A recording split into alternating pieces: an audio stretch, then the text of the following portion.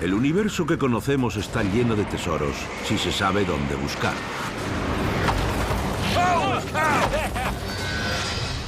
Es divertido ver explotar cosas.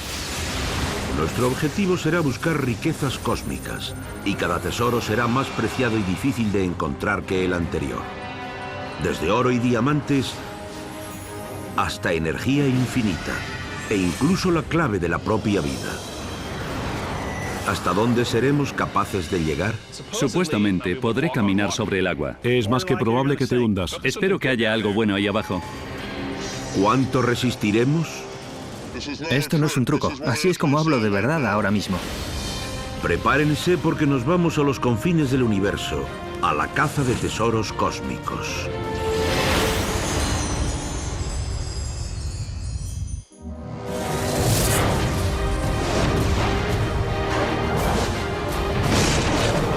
El universo conocido, en busca del tesoro.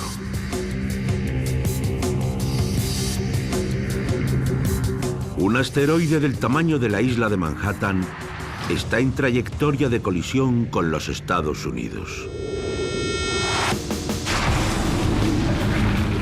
Alcanzará la Tierra con la misma potencia destructiva que 10.000 millones de bombas de Hiroshima.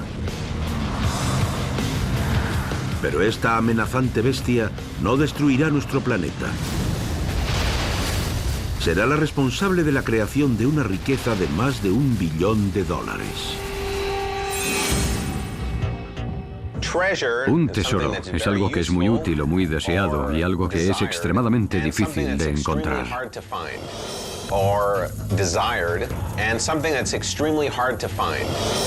Aquí en la Tierra todo el mundo sabe lo que es un tesoro: oro, plata, diamantes.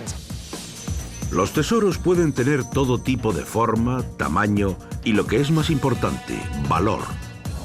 Y nosotros vamos a buscar los tesoros de mayor valor que el universo tiene que ofrecer.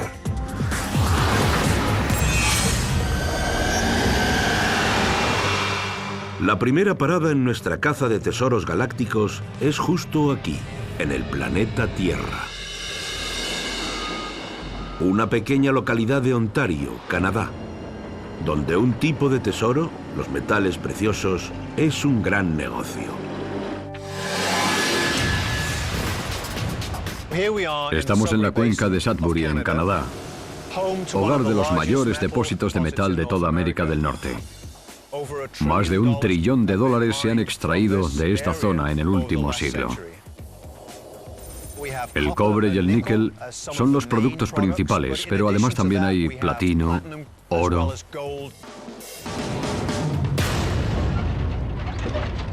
El gran botín de Sudbury es el níquel, ya que se extraen cantidades de hasta 1.450 millones de euros anuales. Pero el hecho de que haya oro y otros metales tremendamente valiosos mezclados con este níquel convierte a Sudbury en un lugar muy misterioso y rentable. Bueno, ahora estamos en la parte norte de la estructura de Sudbury, a más de 150 metros de profundidad. Los depósitos de minerales forman arterias, unas series largas y lineales, de solo 30 centímetros de anchura. Es como si alguien hubiera traído un pincel y las acabara de pintar. Así que, a pesar de tener 30 centímetros de anchura, en realidad se extienden a lo largo de cientos de metros sobre nosotros y también por debajo de nosotros. Por tanto, este sistema de arterias de aquí vale millones de dólares.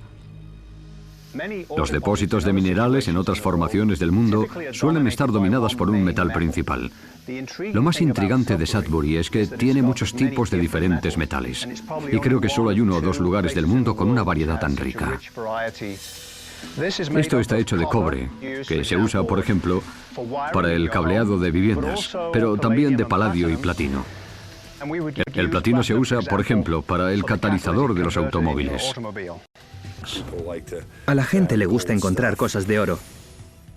Es conductor de electricidad, puede reflejar luz, es maleable. Se puede llegar a pensar que es el tesoro ideal. Pero como mucha gente ha podido comprobar a lo largo de la historia, el oro es muy esquivo. Si pusiéramos la cantidad de oro que se produce anualmente en todo el mundo en un cubo, cabría en el salón de una vivienda media. Y si reuniéramos todo el oro producido a lo largo de la historia de la humanidad, solo podríamos construir un tercio del monumento a Washington.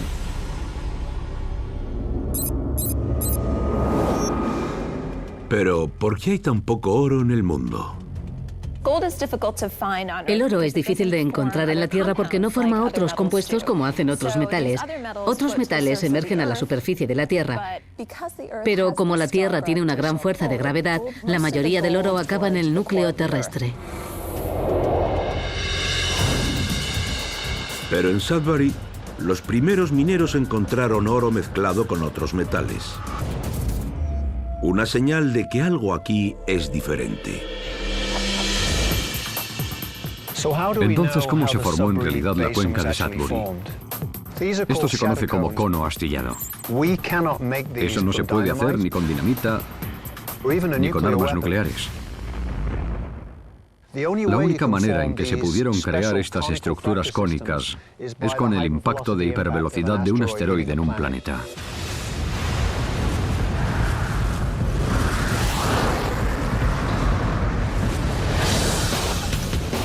La prueba del impacto de un asteroide pronto revela un giro sorprendente.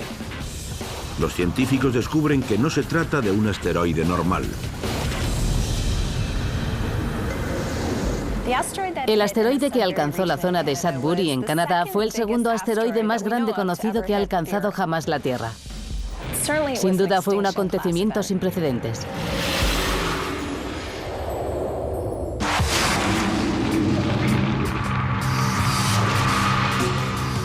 Este es el mismo asteroide masivo que alcanzó América del Norte hace 1.800 millones de años y es el creador del enorme cofre del tesoro que es Sudbury. Pero ¿cómo pudo llevar a cabo este impresionante festín? Al impactar, el asteroide creó un cráter con forma de cuenco de 170 kilómetros de anchura. En el fondo, la roca derretida y el metal líquido empezaron a arremolinarse a temperaturas de más del doble de la lava de los volcanes. Dentro de este infierno, el cobre, níquel y otros elementos muy valiosos, incluido el oro, se hundieron en el fondo y empezaron a formar arterias en el interior de la corteza.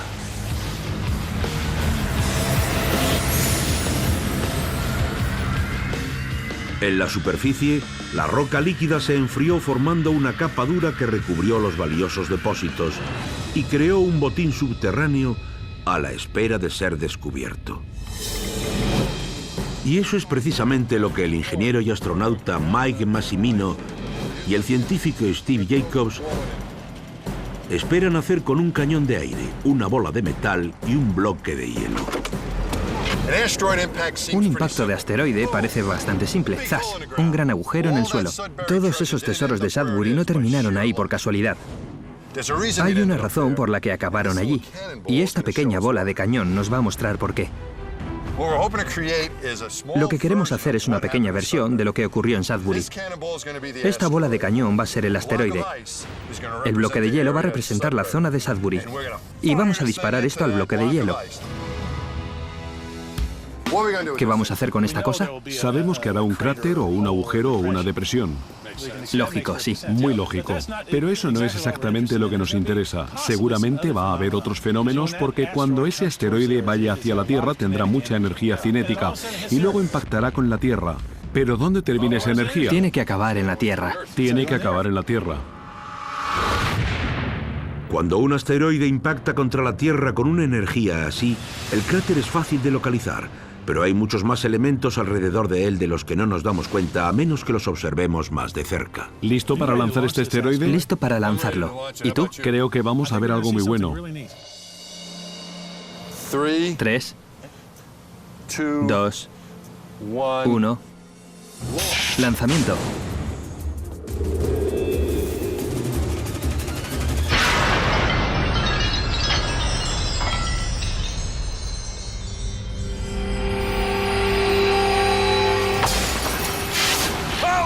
¡Madre de Dios! Sí, ha sido genial. Dios mío. Es genial, tío. Es divertido ver explotar cosas. Mira esto, es increíble. Se puede ver dónde ha impactado. Justo aquí está destrozado, ¿verdad? Y ha transferido mucha energía. Eso es lo que ha destrozado el hielo, ¿no? Es una especie de cráter invertido, pero ¿qué más hay? No hay que ignorar eso en absoluto. Mira alrededor del lugar del impacto. Bueno, se ven grietas y lo más interesante es que se ve el interior de las grietas. Esa telaraña de grietas del interior es donde se esconde el tesoro. Aquí tenemos algunos minerales licuados que vamos a representar con este tinte. Échalo por donde veas fisuras o grietas para ver qué pasa. Sale por toda la superficie y va por el interior de las grietas. Es increíble. Mira el diseño que está creando. Lo genial del líquido rojo es que ilumina las grietas y fisuras. Lo hemos hecho así porque si no, no se iba a poder apreciar bien. Pero el líquido rojo las ha hecho cobrar vida. Y al igual que el tinte, tras el impacto del asteroide, el oro y otros metales encuentran estas grietas y las rellenan, formando una cripta oculta de metales preciosos. Las pequeñas arterias que se han creado en el interior del bloque de hielo son iguales que las que se formaron en Sudbury.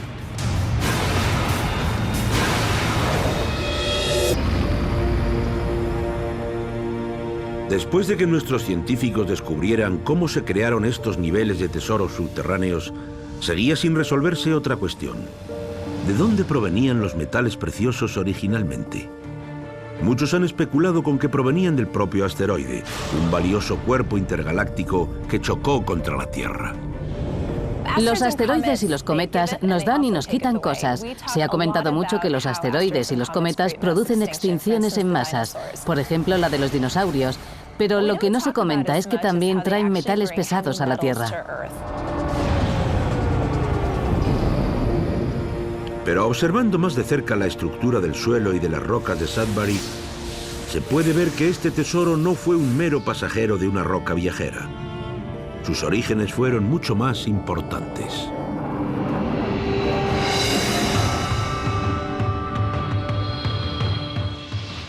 Uno de los grandes misterios de Sudbury es el origen de los metales, y si observamos estas rocas de aquí, nos podemos hacer una idea. Generalmente, los diminutos átomos de metal se extenderían por las rocas en esta zona, pero no es el caso de Sudbury. Si buscáramos metales aquí, no encontraríamos ninguno.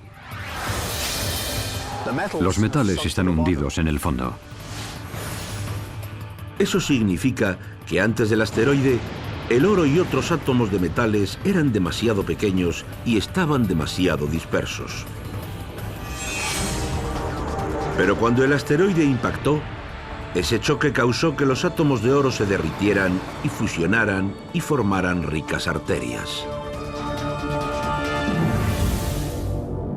En muchos sentidos, creo que se puede decir que el tesoro ya estaba en Sudbury antes del impacto. Pero el propio impacto concentró esos tesoros en unos depósitos verdaderamente valiosos.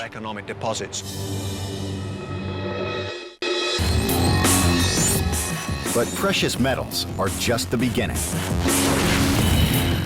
When it comes to finding treasure in the universe, an asteroid impact may make us rich, but diamonds will make us kings. And there's a lot more out there than we realize.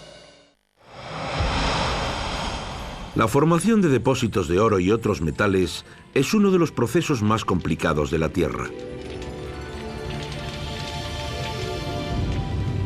Pero no es nada comparado con cómo se forma otro preciado tesoro. Uno que todavía llama más la atención que el oro: los diamantes.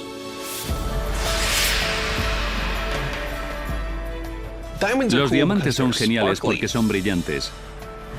Y por eso gustan a la mayoría de la gente. Pero a mí me gustan como científico porque son carbono cristalino y eso es genial. Son súper duros y súper raros. Y esa combinación de elementos los hace muy preciados. Un diamante se forma cuando tienes grafito de carbono y está expuesto tanto a presión intensa como a temperaturas muy altas. Son necesarias ambas cosas para quebrarse y formar un diamante. El diamante más grande que jamás se ha encontrado fue el diamante Cullinan, con un peso de 3.106,75 quilates. Su precio estimado fue de más de 289 millones de euros. No está mal para un trozo de carbono. Un diamante es un artículo muy valioso y muy difícil de encontrar. ¿Por qué? Tiene que ver con las severas condiciones que son necesarias para su creación, a casi 170 kilómetros por debajo de la superficie. Aquí, en las profundidades del manto, las altas temperaturas licúan el metal y las presiones se acercan a 7 millones de kilogramos por centímetro cuadrado. Es un infierno en la Tierra, pero el entorno perfecto para que los átomos de carbono se cristalicen en diamantes. Para alcanzar la superficie, los diamantes viajan en una explosión de abrasador magma que se desplaza a velocidades supersónicas. La precipitada carga crea un conducto de kimberlita, una estructura cónica que llega a la superficie y recubre el diamante en la roca ya seca de debajo.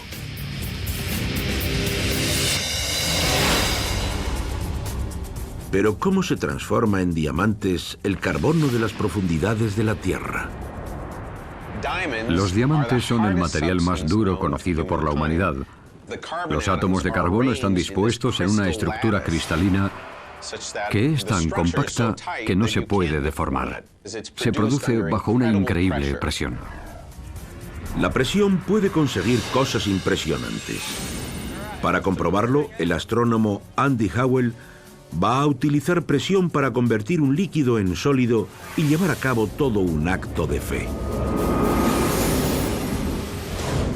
Vamos a ver si un par de toneladas de almidón de maíz y un poco de presión me permiten caminar sobre el agua. Vaya, allá vamos. Esto es más difícil de lo que parece. Sí, así es, por eso lo estás haciendo. Llevo un traje isotérmico porque a veces cuando salimos del laboratorio nos ensuciamos bastante.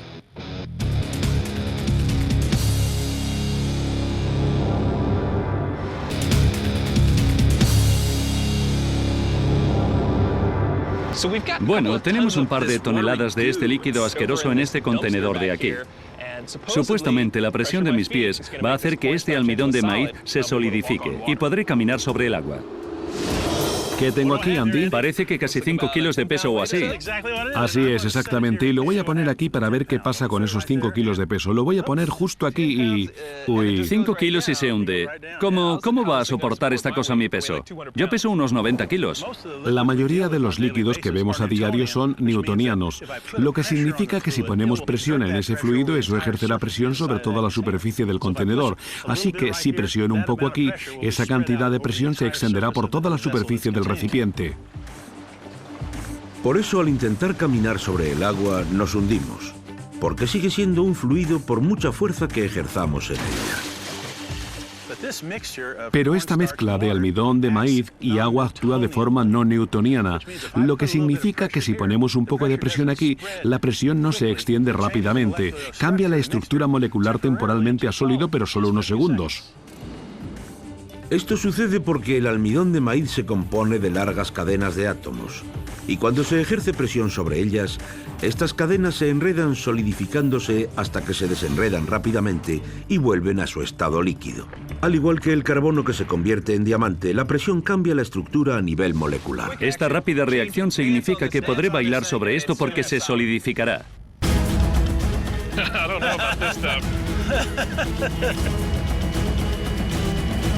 This is good. This is good.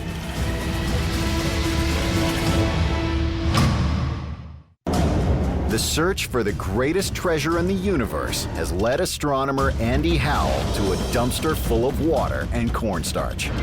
He's hoping the same force that turns the stuff in your pencils into priceless diamonds will keep him. No estoy muy seguro de esto. ¿Listo?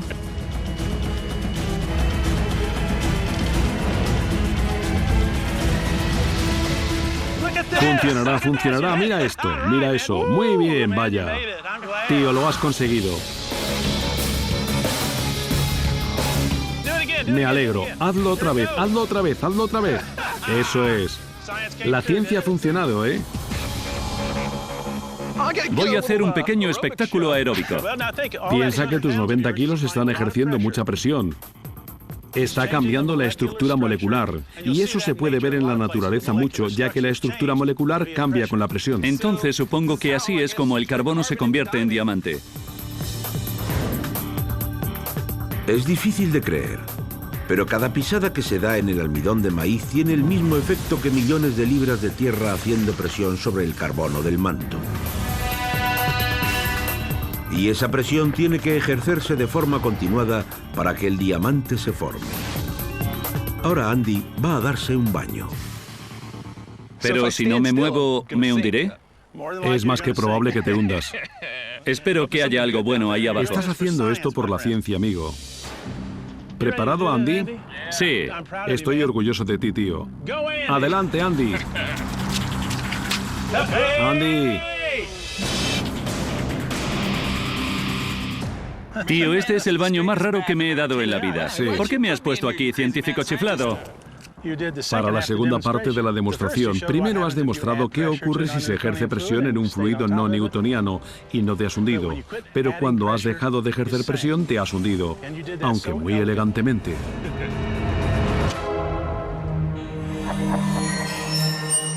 ¿Pero funciona al revés también? ¿Puede la presión convertir sólido en líquido? John Eggert, del Laboratorio Nacional Lawrence Livermore, sabe que es posible ya que las extremas presiones han conseguido licuar uno de nuestros mayores tesoros. Coger un diamante e intentar que se derrita es difícil, porque si lo haces en aire se quemará, si lo haces en el vacío se convertirá en grafito y el grafito se derrite. Así que hay que subir a una presión atmosférica de alrededor de 15.000 para derretir la fase diamante. En el laboratorio, Eggert crea presiones 40 veces mayores de las que una persona puede sentir a nivel del mar. Después aumenta la temperatura utilizando un láser. Bueno, tenemos 3 kilojulios de energía, que es el equivalente a tirar un frigorífico desde el tejado de una casa. Eso crea básicamente una fuerza que envía una gran presión de peso al diamante. Con esto ha conseguido descifrar el código y sabe cómo se pueden derretir diamantes. Lo más sorprendente que pasa cuando se derrite el diamante es que flota en el carbono líquido.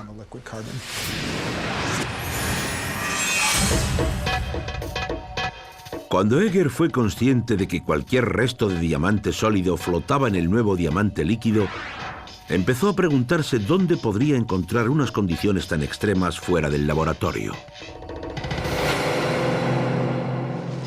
¿En qué otro lugar de nuestro sistema solar podríamos encontrar condiciones similares a las que hacen que el diamante se derrita? Presiones muy altas, temperaturas muy altas y mucho carbono. El núcleo exterior de Neptuno tiene condiciones muy similares. Podría ser el mayor tesoro oculto de diamantes de nuestro sistema solar. Un inmenso y prometedor océano lleno de diamantes flotantes. Pero Neptuno no nos dará acceso fácil a sus reservas de diamantes. Para llegar a ellas, tendríamos que atravesar la densa atmósfera de hidrógeno y helio, con vientos casi 6 veces más fuertes que las peores ráfagas jamás registradas en la Tierra. Después, tendríamos que sobrevivir al manto letal de agua, amoníaco y metano que supera la temperatura de la superficie solar.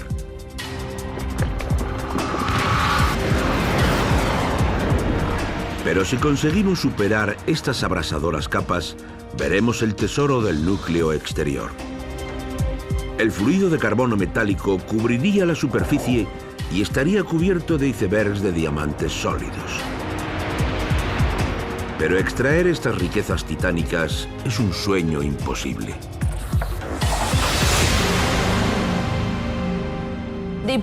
La capacidad de llegar al núcleo de Neptuno para hacernos con esos diamantes es imposible. Hay mucha atracción gravitacional y aunque pudiéramos llegar sin ser aplastados, sería imposible volver. Pero hay otras fuentes de enormes riquezas en nuestro sistema solar. Y puede que sean mucho más fáciles de conseguir. Si sumamos todos los asteroides que conocemos, el volumen que abarcarían supondría solo el 0,05% del volumen de la Tierra. Dicho esto, todos los metales de los asteroides combinados superan con creces los que hemos podido extraer en la Tierra a lo largo de la historia. Se pueden encontrar desde cobre y plata hasta oro dentro de los asteroides. La cuestión es, ¿cómo llegar a ellos? Es el comienzo de una nueva fiebre del oro. Una gran búsqueda de tesoros extraterrestres.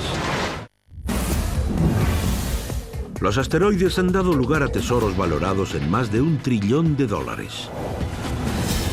Pueden convertir átomos diminutos en una enorme reserva de riquezas. Y además, tienden a albergar tesoros en sí mismos. Pero la verdad es que nadie quiere que ninguna de estas inmensas rocas impacte contra nuestro planeta.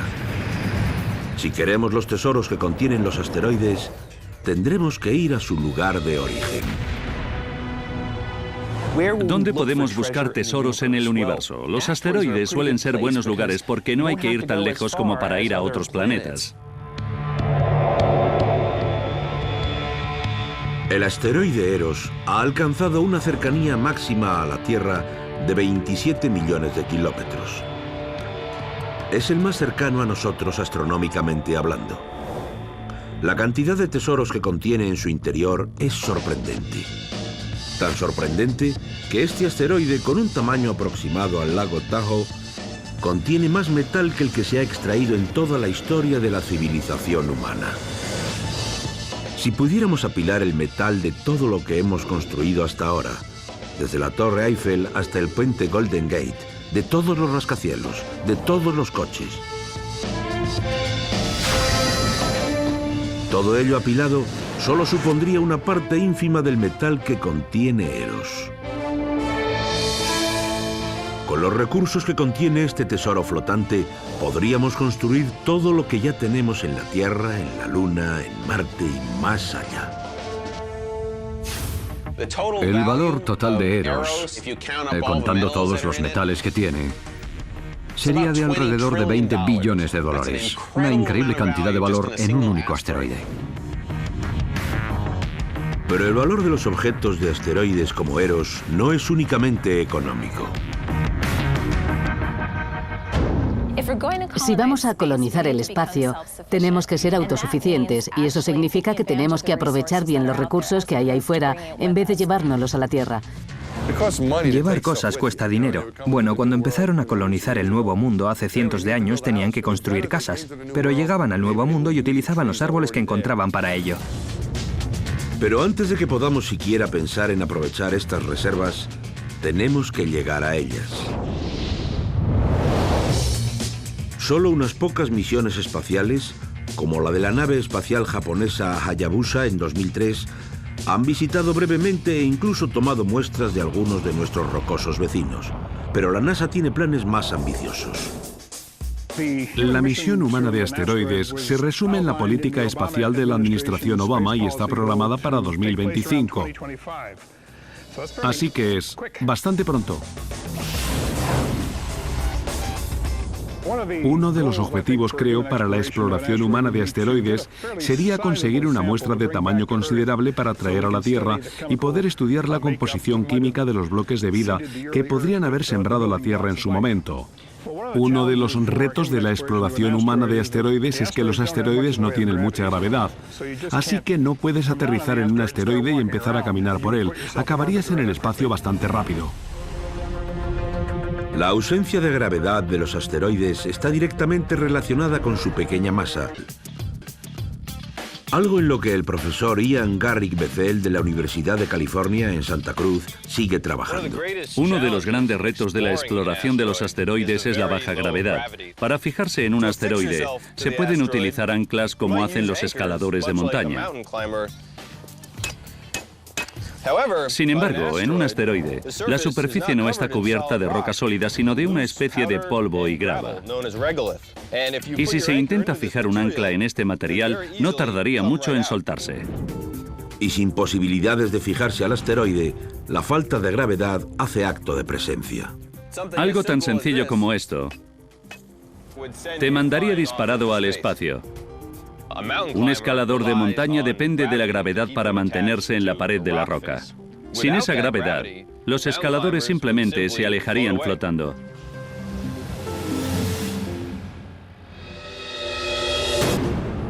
Entonces, ¿hay alguna solución o los tesoros de los asteroides siguen fuera de nuestro alcance? Una manera de mantener a un astronauta estable en la superficie sería rodear con una cinta resistente, por ejemplo de Kevlar, todo el asteroide, si el asteroide fuera lo suficientemente pequeño.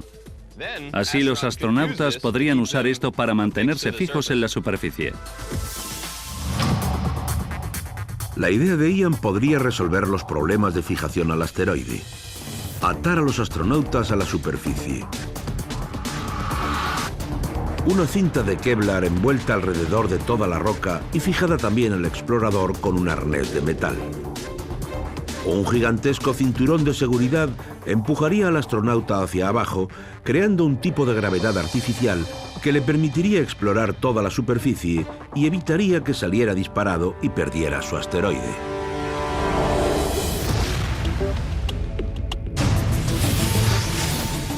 Si consiguiéramos ser capaces de mantenernos en la superficie, una cantidad ilimitada de metales estarían a nuestra disposición.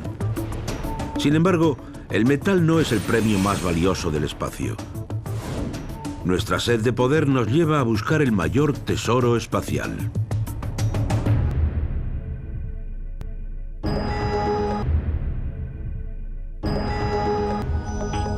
Pero a diferencia del oro o los diamantes, no se puede tocar. Ni siquiera se puede ver, pero puede convertirse en uno de los tesoros más preciados del universo. El helio 3. Como está constituido por un solo neutrón, el helio 3 es un combustible excelente para producir energía. El helio 3 es un curioso isótopo del helión, que básicamente se utiliza para crear fusión sin los peligrosos efectos de la radiación. La fusión o la unión de átomos para producir energía es el santo grial de una energía limpia y abundante.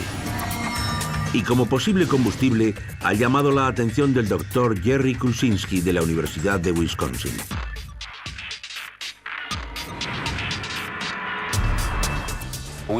Hemos estado estudiando la viabilidad de producir la reacción helio 3 con helio 3. El problema es que la fusión de energía sostenible está aún muy lejos. Pero eso no evita que Kulczynski dé los primeros pasos. La máquina de mi derecha se llama Helios. Y lo que estamos viendo son reacciones de fusión. Es esa luz emitida y el resplandor que se puede ver. Vemos un aumento del 80% de los niveles de neutrón con un aumento del 25%. Si Kulczynski consigue perfeccionar la fusión a gran escala, el helio 3 podría convertirse en el tesoro más valioso del universo. Una tonelada de helio 3 produciría la electricidad equivalente a 10.000 megavatios de electricidad, y eso serviría a una población de 10 millones de personas todo un año. El único problema del helio 3 es que es extremadamente escaso en la Tierra, y el que hay proviene mayormente de armas termonucleares deterioradas. Para producir energía, electricidad, necesitamos toneladas de helio 3. La cantidad producida por las armas es de unos 2 kilogramos al año y va en descenso. Y eso convierte al helio 3 en algo muy valioso. Lo que tengo en mi mano es 1 litro de helio 3. El helio 3 puede valer en el mercado unos $3.000 por litro. Para traducir eso serían casi 4 millones por kilogramo. Pero en el espacio el helio 3 es mucho más abundante. El Sol es la gran fuente de helio 3 y la razón por la que no se puede encontrar aquí en la Tierra es porque tenemos magnetosfera. La magnetosfera captura todas estas partículas. Eso significa que el helio 3 será siempre mucho más abundante en el espacio que en la Tierra. En la Luna podría haber más de 1 millón de toneladas de este tesoro tan preciado. En la Luna hay tanto helio 3 que si se licuara podría llenar todo este estadio y proporcionaría al mundo suficiente energía para 5.000 años. Pero eso no es nada comparado con las vastas cantidades de helio 3 que podríamos encontrar en gigantes como Urano o Neptuno. Si buscáramos en zonas exteriores a la Luna, podríamos llenar una docena de estadios y suministrar energía para más tiempo del que nos podríamos imaginar. Encontrar enormes reservas de helio 3 puede ser el catalizador que marcará el comienzo de la fiebre del oro galáctica.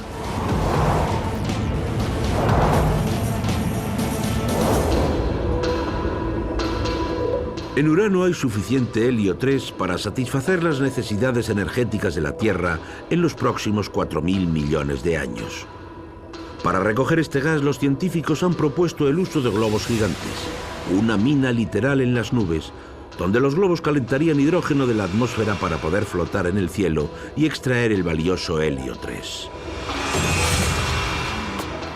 En la base de los globos habría una factoría que recogería los gases y procesaría el hidrógeno y el helio en depósitos propulsores separados.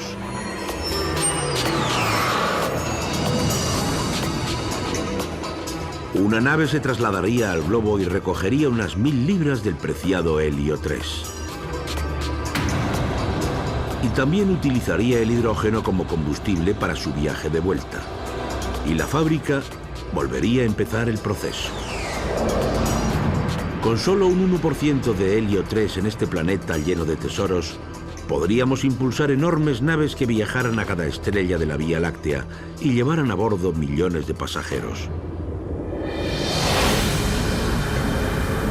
Suena demasiado bonito para ser verdad, pero ¿podría funcionar? Para averiguarlo, Mike Massimino ha preparado una prueba. Extraer gas puede ser complicado porque no se pueden usar martillos ni cinceles con el gas. Afortunadamente hay una solución. Pero lo que podemos hacer es hacer flotar algo en el interior de ese gas y recogerlo. Se puede ver cómo funciona esto aquí en la Tierra mezclando 3 gases diferentes en un depósito, cada uno con una densidad diferente: aire, dióxido de carbono y algo llamado hexafluoruro de azufre. Helium-3 is potentially the greatest treasure we can imagine, a source of seemingly endless energy. But how can we mine one specific gas on a planet filled with lots of them?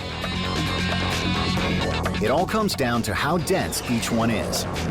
We can see how this works here on Earth by mixing 3 distinct gases in a tank, each with a different density: air, carbon dioxide, and something called sulfur hexafluoride.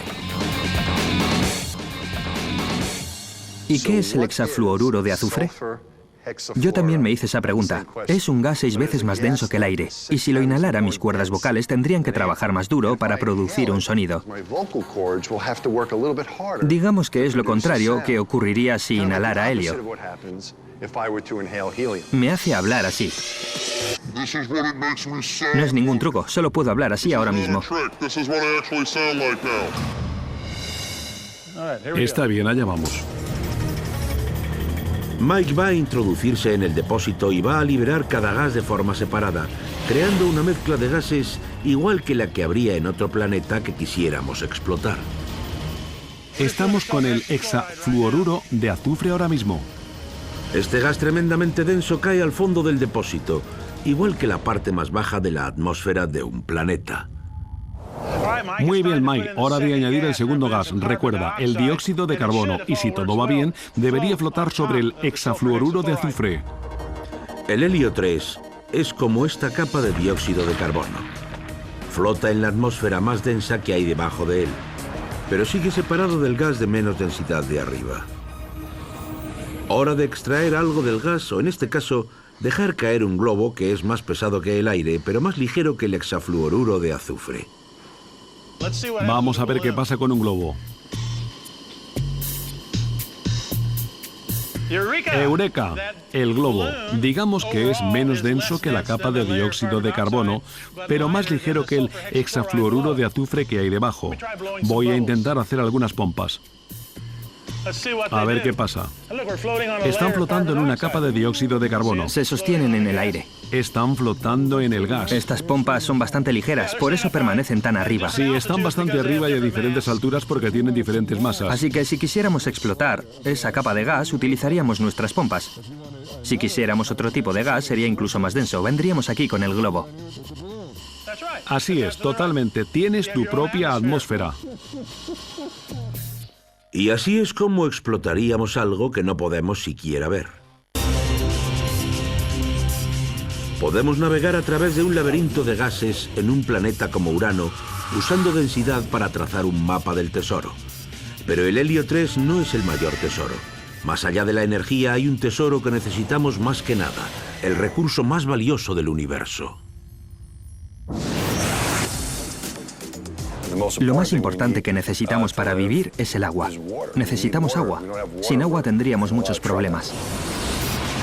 El cuerpo humano puede llegar a tener hasta un 65% de agua, y no duraríamos mucho sin ella. Afortunadamente, la Tierra tiene alrededor de 230 quintillones de litros para beber. Pero las extremas temperaturas del espacio y de otros planetas convierten el agua líquida en toda una rareza, y posiblemente en el tesoro más preciado que podríamos esperar encontrar. Si creemos que una botella de agua es cara en la Tierra, en el espacio costaría muchísimo más. Siendo el agua el tesoro más valioso de todo el universo, los científicos han intentado localizarla en partes accesibles de nuestro sistema solar. Y para su sorpresa, en 2009 la encontraron mucho más cerca de lo que esperaban, gracias a una sonda espacial llamada L-CROSS. Había posibilidades de encontrar agua en la Luna. Así que con L-CROSS se quiso determinar el potencial de estas cosas para la exploración. Esa exploración se centró en una zona de la Luna en la que los científicos creían que era posible que hubiera agua. Cuando la Luna gira alrededor del Sol, sus polos nunca son alcanzados por la luz solar, así que esas zonas pueden no ver la luz solar quizás en 1.000 millones o 2.000 millones de años o más. Y era en esos cráteres donde nuestro tesoro más valioso podría estar escondido. Así que la sonda L-CROSS tendría una misión suicida a la Luna, mientras otra pieza de la nave permanecería en órbita para analizar los desechos explosivos.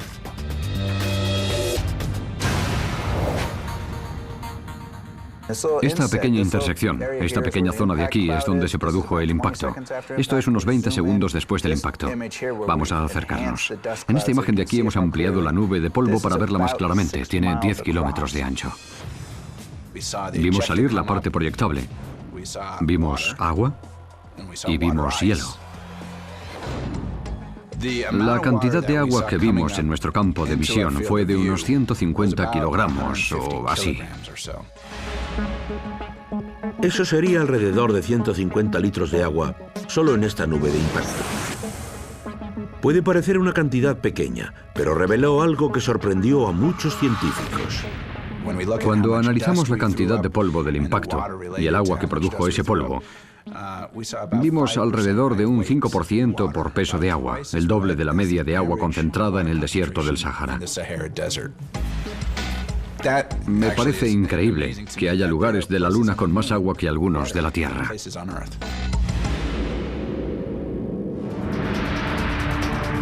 Al año siguiente, los científicos pudieron determinar que el cráter de L-CROSS contenía casi 4.000 millones de litros de hielo, suficiente para llenar 1.500 piscinas olímpicas.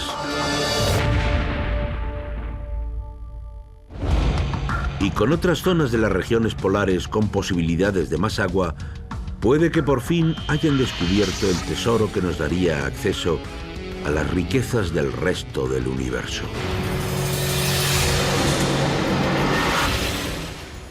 El tesoro y el valor de las cosas cambian mucho en el espacio. Cosas que son muy valiosas en la Tierra no sirven de nada allí. Las tarjetas de crédito y el dinero no sirven de mucho en el espacio. Pero el agua, el aire y ciertos materiales sí te ayudan a sobrevivir. Lo que se necesita para vivir no es lo que se necesita para decorar.